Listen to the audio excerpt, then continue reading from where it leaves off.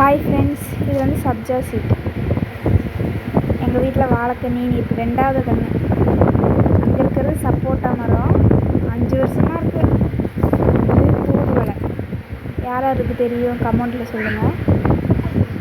உங்களுக்கு தெரிஞ்சாலும் சொல்லுங்கள். உங்கள் வீட்டில் யார் யாருக்கு தெரியும்னு சொல்லுங்கள். இது ரொம்ப உடம்புக்கு நல்லது.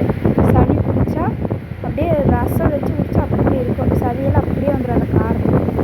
உங்கள் வீட்டில் ஆத்தா இருந்தால் கேட்டு தெரிஞ்சுக்கோங்க.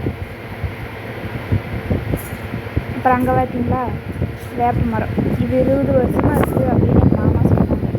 அங்கே ஒரு குருவி கூடு, தினமும் காலையில் அந்த கூழ் சத்தத்துக்காகவே பார்க்கலாம்.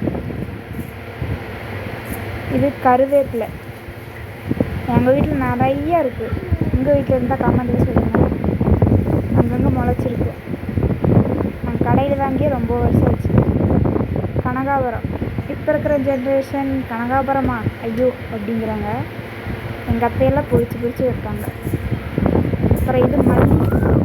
நேற்று வேஞ்ச மலைக்கு 2 மூக்கு விட்டுருக்கு. அவ்வளோ அழகாக இருக்குது. Okay bye. யாராச்சும் பிடிச்சிருந்தா கமெண்ட் சொல்லுங்கள், லைக் பண்ணிட்டு போங்க.